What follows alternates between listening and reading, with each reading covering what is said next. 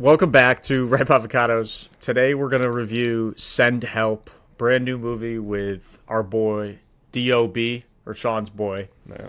and Rachel McAdams, who is not hot in this movie at all, but she's in there. I'd like to And touch on that in a little bit. So Sean does think she was hot in this movie. I do not. Let's get into it, hear what this thing was about, and we'll score it.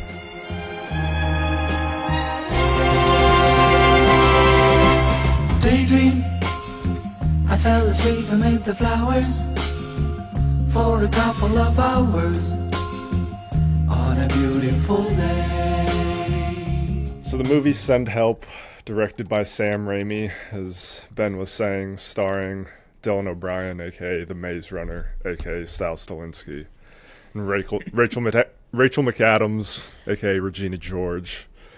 And Dylan O'Brien, he just became the CEO of this major company that Rachel McAdams works at.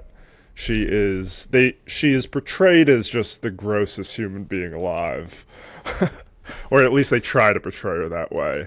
But she's really good at her job, really good with numbers, but very awkward, extremely socially awkward. Doesn't know really how to talk to people or express herself in the right way. And she is expecting a new raise, a new pay bump, and Dylan O'Brien's like, nah, fuck that. I'm giving it to my fraternity brother. And she's super bummed out. Dylan O'Brien just plays an absolute asshole in this movie. And it all kicks off when they're on a private plane charter to Bangkok or Beijing. And One of those. the plane goes down in the middle of the ocean, and Dylan O'Brien and Rachel McAdams are now stranded on an island in somewhere near Thailand, I believe. And Rachel McAdams is just a survivor enthusiast. She knows how to make fires, set up her own tent, hunt. And Dylan O'Brien is just stuck in his old ways. He is a complete douche, a complete asshole. Still believes that Rachel McAdams should serve him as this god, and he just doesn't know how to do jack shit. So there's this giant power struggle between the two. Rachel McAdams has the skills to actually survive on the island, while Dylan O'Brien believes he should be the god on the island and she should do whatever he wants. So that power struggle ensues. It's a lot of back and forth between Rachel McAdams being like, hey, I'm the big dog here, and Dylan O'Brien just not succumbing to that, even though he eventually has to because he can't survive without her. And in the old Sam Raimi way, there's a lot of horror blended into this. There's a lot of comedy blended into this. And then there's also a great thriller mystery aspect with a couple twists here and there. So overall, I thought it was a fantastic movie. You did? I couldn't tell based off the I fucking summary love it. there. I fucking love it. Still O'Brien, man. Still O'Brien. So this was the best movie you've seen in how long? Like since The last 27 years. Oh, they were gonna say since the last Maze Runner came out, this was the best thing you've seen. Yeah, since All right, since so- the last time I saw Maze Runner or Teen Wolf, this has got to be the best thing I've seen. No, I like this movie too. Let's score it, and then we can really dissect it. All right, so entertainment, I gave this an 8.1 out of 10. Entertainment, I went 9.2. That's high. Characters, I went 8.4. Characters, I went 9.0. Damn. Yeah. Cinematography, I went 8.2. Cinematography, lower I on all went these. 8.5. And writing, I went 7.7. Writing, I went 8.2. 8.2. Yeah. So let's talk about the entertainment. Like, why do you think it was that good? I haven't not seen this mold of a movie before though, like Crash Landing on an Island. It's just Lord of the Flies, Lost, or I've seen the pilot of Lost, so that's my whole knowledge of Lost. Yeah. So I could be wrong there, Fantastic. but definitely Lord of the Flies. Definitely Lord of the Flies. This is not a Lost plug though by any means. I just don't know much about it besides like the first episode.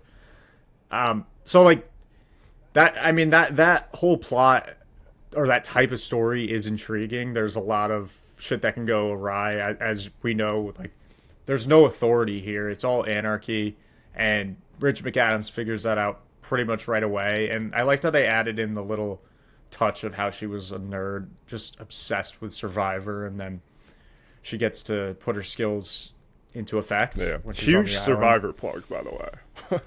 Yeah. Besides the fact that their biggest fan was a sociopath, but Well, no, yeah, wasn't a bad use of marketing or what do they call it, product placement. But like, I don't know, I didn't think this was like a 5-star movie. I thought it was really good. I thought the twist with the estate being here on the island was good, but I was telling you offline, like, I kind of saw that coming when they teased it at first, although it wasn't at all like a bad aspect to the movie. I thought that made it a little more interesting. I don't know. I guess I'll wait for the writing to touch more on this, but the whole thing with his fiance coming to the island and just getting erased, like, very, very conveniently, it just seemed a little fodderish. hey, to follow me. me up this rickety mountain real quick. I just couldn't fathom how she ended up with her arm in the ground like that from falling off the cliff, which was Well, fell in the ocean and then washed up upon shore. but it buried. Whatever. I'm not a physicist, but that was a little crazy. But I mean, I'm just giving negative pieces of it. I thought the whole like Survivor aspect of it, like you were mentioning, how she's able to just create all this shit from nothing and make some pretty sick teepees on the beach. Yeah, that was Michelin pretty cool. star sushi on the beach. Crazy. Yeah. Yeah, I mean, they, for what it is too, it's really just two people. We didn't even mention like all the other people on the plane just died like horrifically. I guess you kind of glossed over that. And then once it happened, like, there's a lot of ways you can go with that, but I think they kept it interesting throughout. There was definitely a build up where Dylan O'Brien at first is like, fuck this girl. And then he's like, okay, I kind of respect this girl. And then he's like, I need to respect this girl or I will die because she will not feed me. Yeah. And it kind of just kept escalating, and we got a little bit of a horror ending, if you would, for Dylan O'Brien, definitely. 100% for Dylan O'Brien. I just to start off why I like this movie. I mean, I just love Dylan O'Brien. I don't know what it is. I don't know what it No, is he's about. funny. Dude, he's just like such a natural actor. It feels like the way he portrays himself on screen is just it's believable. You want to like the guy. I'm happy to see him back on the big screen. I know he's come out with a couple movies recently, like the SNL one, but I didn't go see that one. But I was excited to see he was in this thriller-esque horror movie and couldn't wait to go see it. And I was holding the movie to a high standard, and it met that standard for me. I thought the dynamic between Dylan O'Brien and Rachel McAdams' characters was fantastic. I thought the splashes of comedy throughout the movie were also they hit the mark each time. The subtle cuts when Rachel McAdams first is like, you know what, fuck Dylan O'Brien, I'm not going to help him because he's acting like a douchebag, after she saved his life. And the subtle cuts where it's like the pan shot of Dylan O'Brien slowly getting more and more deranged because he doesn't have food, he doesn't have water, and he's like foaming at the mouth by the end of it. I thought that was hilarious. And then, like you said, the twist with the estate at the end, definitely saw that coming. When Rachel McAdams pointed out to him, like, hey, you see that giant X rock? Don't go that way. There's poisonous thorns over there. It's like, shut the fuck up. We know there's something on that side of the island, but it still didn't. I would have started running right at it. I mean, I would have jumped off the cliff first thing. I'm like, well, actually, no. Hold on. If I'm stuck on an island with Rachel McAdams, I'm not. Whatever you want me to do, I'm doing it. But yeah, I just thought the twists weren't anything crazy, but the movie overall just kept me engaged the entire time. And again, I think it falls back onto that dynamic between Dylan O'Brien and Rachel McAdams. This whole time, you're like, holy shit, Dylan O'Brien's the biggest douchebag of all the time. Can you just listen to Rachel McAdams and what she has to say? Because she clearly knows what's going on. And you start to see him change a little bit. And then he just subverts right back into being the biggest asshole of all time when he tries to poison her and take his shitty little raft out against 10-foot waves, and he gets demolished. But then here's the thing, though. Here's why I love it. So Dylan O'Brien's the biggest douchebag, and you want to be on Rachel McAdams' side. But as you slowly start to see him change and be somewhat of a better person, and then he kind of reverts back at times, you should be, as a viewer, completely on Rachel McAdams' side until you start slowly, the movie starts slowly revealing that she also is a psychopath. Like, she ends up killing his fiance and the little innocent Filipino man that tries to help her. That She actually only killed the Filipino man, and the fiance was just collateral damage for sure. Sure, I counted as two bodies. I counted as two bodies. But That was crazy. And then the scene where she like is castrating him, I was like, holy shit, this lady's dark. But right. So that's the thing. I think this movie was so good because it's like, at the end of the day, you're still probably on Rachel McAdams' side.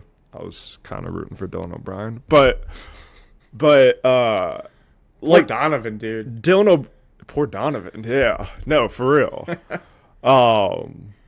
But yeah, I can't make a couple sexist jokes at the office anymore. He's got to get strangled to death on a plane. yeah, before and it even then his lands. body flaps against the window, and she just like Yeah. moves the window thing down. I thought that was fantastic. As a fellow golfer, that one stung a little bit. I was like, "Fuck." man, got a Donovan fork can't to the play. eyeball too. Before that, I mean, Donovan's never gonna log another round in 18 birdies now. He's in the ocean somewhere. and honestly, that's when Dylan O'Brien learns that Donovan didn't make it, he's just so heartbroken, just completely heartbroken. The Asian guy, he didn't care about it. Yeah, all. no. Oh, he It's kicked like- him in the face, and he went out the hole in the plane. Dude, immediately. I hate those. Like that was a really good plane crash scene, but I hate that kind of shit. Like I hate those fight or flight moments. Like I Yeah. don't like seeing humans do that shit. It makes me Yeah. so uncomfortable. But it's definitely what would have happened in real life. You know? 100%. But yeah, that shit just makes me so uncomfortable. Like when I'm watching it. But it was a good scene. Yeah. And I just don't like flying in general. Like that's probably my Yeah. greatest fear. And is dying like that. And so. I feel like it also set the stage for both the characters themselves, right? Dylan O'Brien immediately straps in and kicks off the Asian guy without any chatting, like, get the fuck off me, to save himself, while Rachel McAdams' character did try to save Donovan right at the start until he's like, give me your fucking seat. Give me your seat. Which is the craziest thing ever. Not Yeah. even a hold on. Just give me your fucking seat so I can survive. Yeah. So she did try to help him at first, but again, it was her, like, fight or flight. She's like, no, I have to fight for my life here. Stab. Well, Donovan would have just thrown her off the plane. If he Oh, got the 100%. seat, you know, The same way Yeah. Dylan O'Brien chucked the Asian guy out. yeah. So you know what? Fuck Dylan O'Brien. Half He was of me is extremely mad. unlikable. He was extremely unlikable in this movie. Let's just talk about the characters. Yeah. So, this is the only thing I really wrote down. Like, it takes a lot of skill acting wise when you can be as hot as someone like Rachel McAdams and convince me that you're like this incredulous nerd who smells like tuna fish all the time. Like, case in point, Mark Wahlberg in Ted. I was just watching that pretty recently. Like, he convinces me in Ted that he's a fucking bum, and it's Mark Wahlberg. I'm like, wow, look at that fucking loser. That Like, dude doesn't he wake can't up even at get 4 beat- a.m. to do pull-ups and push-ups. Yeah. But that was the effect Rachel McAdams had in this movie. I was like, ew, what the fuck? She's eating tuna like in front of the CEO. Dude, her loafers, whenever she has them off and Dylan O'Brien's just like looking at him, He's like, oh my god. Well, his shoes were something too. Like I love when he was on like the beach, passed out in corpse mode when he washed up on shore, and he just like highlighted his like Tom's loafers, or whatever. Like super feminine looking shoes. Because she makes a big case of point to like call those out when she's trying to kiss his ass or whatever. But that's an ode to her acting ability. But like Rachel McAdams is obviously a really good actress. See, I thought for me, I felt like it was kind of like a She's All That moment, where it's like, yeah, where it's like they try to make her look as gross as possible, but at the end of the day, it's still Rachel McAdams. They gave her, gave her a week on the island, and she put her hair down, and it's like, Jesus Christ! It's like if I was stuck on the island with this chick, I wouldn't do it. Yeah, it's like, is that white Pocahontas? What the fuck? I don't know if you could say that. Well, I mean, she was making food from, I know, from yeah. thin air. White Sacagawea. Pocahontas wasn't even doing that. Yeah, White Sacagawea. We'll keep that in. Yeah. But yeah, and then like she comes out of the ocean, and then she's got that like natural glow, and Dylan O'Brien's like, "Holy shit, Yeah. is this girl from accounting like the one?" Maybe I do like tuna fish. Well, yeah, no, that yeah. He's like, I like this spicy tuna a lot more. We can work with this. No, I mean that whole part was a little weird. Like that whole love triangle thing was weird. I don't think Rachel McAdams was ever like into him. I just think she liked the power of knowing more than him. But it was kind of funny because she didn't really know that much more than him. She just knew where all the fucking resources were at the house. That's the same shit as Dylan O'Brien. Like Dylan O'Brien doesn't know shit. He's just the CEO because his dad was the boss before. Yeah. Well, so she knew how to like make shit from wood and like tie shit up, fish herself, all that stuff. I do think she was getting that like super fresh fruit from the house for sure. But yeah, no, I just man, you just said something that sparked something in me, and now I forgot. Spicy tuna. No. Spicy tuna is good though. I do like spicy tuna. Dylan O'Brien would have hated me. I love eating tuna fish. But yeah, no, just go back to your point. No, that was my point. Like, I just think that it was a bit of an oxymoron how she perceived to have all this knowledge, and then she really didn't have it that much. But I guess she had a little more. She definitely was smarter than him the whole time. Like she was always one step ahead too. Yeah. But kind of scary at the end too. Oh yeah, super scary. I mean, their fight scene at the end was fucking insane. But we can get to that in the cinematography. The one point I wanted to bring up where you were like, the love triangle was a little weird. I don't think he was ever infatuated with her. He just wanted to get the upper hand. On her end, I think she just loved the idea of being in control.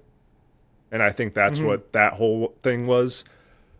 She calls him like sweetie a couple times, which is her like bird's name that she's got locked up in a cage, feeds the bird, all this stuff. It's her only partner in life pretty much. And I think it kind of translated into Dylan O'Brien where it's like, look, I'm taking care of you. You're mine. Like I am in charge right now. Don't disobey. It's like doing the airplane. Open up, Dylan. I think that's probably where it was going to end up going. Kind of like Misery. Yes. Almost like that. Yes. Well, that's actually probably a good... Dude, I'm going to pat myself on the back. Yeah, no, that's a really good comparison. Very similar comparison. Like, she clearly, early on, wants to just keep him as prisoner. She sees the boat. Yeah. And she's like, oh, my God, like, I don't want to leave. But I was like, you don't want to fuck this guy. Like, why do you want to keep him here? And at that point, she hadn't committed murder.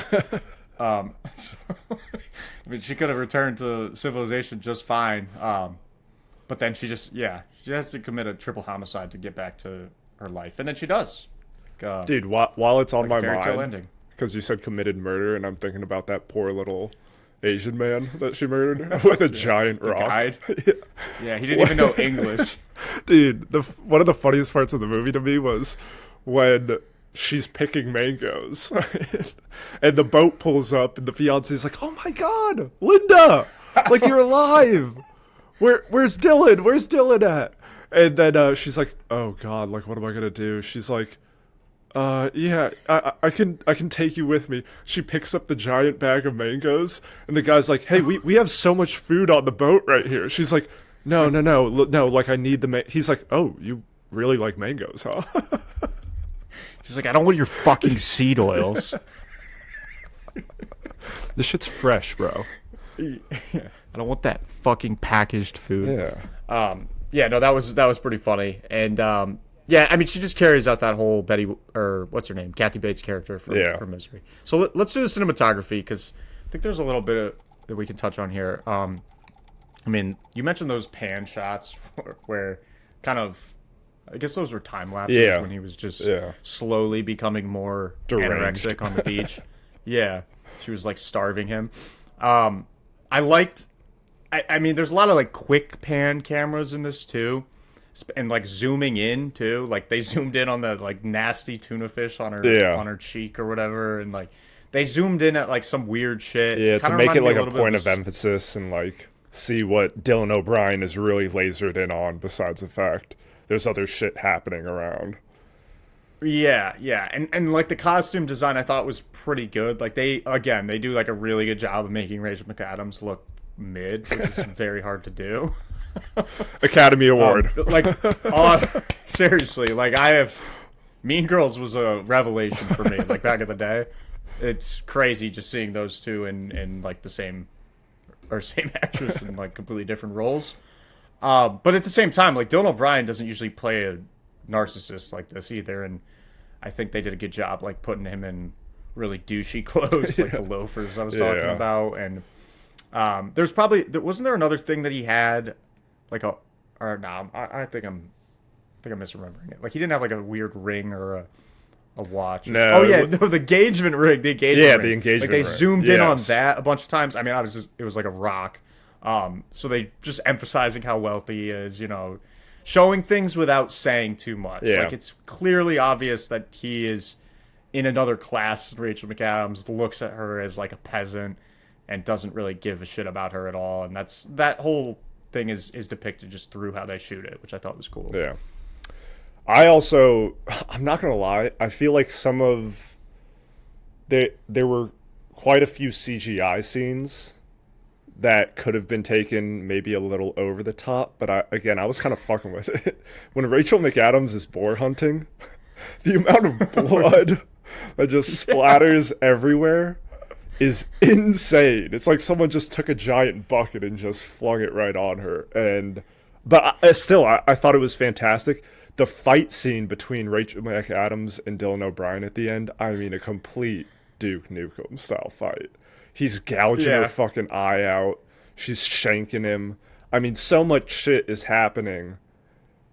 And again, I fucking loved it. I thought it was great. I think Sam Raimi does a great job at incorporating horror into whatever movie he's doing, whether it's Doctor Strange or whether it's the Spider-Man movies. It's like he Tobey knows Maguire dancing and pointing at people. I mean, that's the scariest thing we've ever seen on the big screen. It's got to be that haircut, that outfit, and the dancing are just the scary.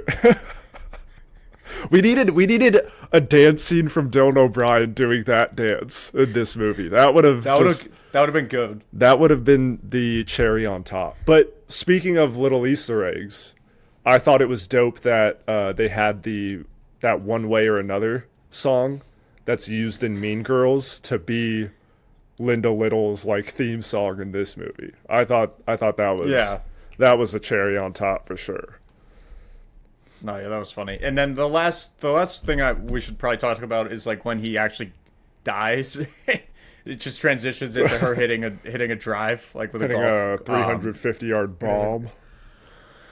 Yeah, they use CGI for that too. They could have just used like Nelly Corda or one of the goats. Shout out Nelly Corda. No, that wasn't CGI. But yeah, that was her real swag. Yeah, she's pretty good. So let's do the writing. I've already talked a little bit about it. Like I just wasn't like I don't know. Like the love triangle thing was a little weird. I don't think that was necessarily a plot hole though. I will say just the convenience of how the fiance and the Asian dude showed up and just were like instantly killed by her was pretty I don't know. I thought it was a little too casual how they did that. Plot hole wise, though, I can't really think of much other than could they have actually survived the plane crash with no top to the cabin when it hit the ocean? And all Yeah, this? I mean, probably. That was I don't insane. know. This stuff happens a lot. Like, people do survive shit like that, so it's probably not out of the realm of possibility. But, yeah. I mean, this wasn't a poorly written movie by any stretch of the means. Like, I thought it flowed well. I just gave it a 7.7 because again, like, very reminiscent of Lord of the Flies and other movies like this, where like survival aspects play a huge role of everything. So, I mean, yeah, I can't really think of any plot holes throughout the movie. I would agree that when the fiance arrives onto the island, it starts speeding up the climax of the movie to the giant fight. I feel like a majority of the movie is just this power balance struggle between the two, and then once the fiance shows up, it's like, okay, Rachel McAdams is a psychopath, kills him, and then it instantly kind of flies into the Duke Nukem brawl that those two have. I think it's not, I mean, it was just comedy, but like, how dumb do you have to be to spell help HEPL? like No, come on. they're just leaning into it. Yeah, no, It's like 100%. And I fucking loved It's it. like- She's like, she walks past him, she's like, Heppel.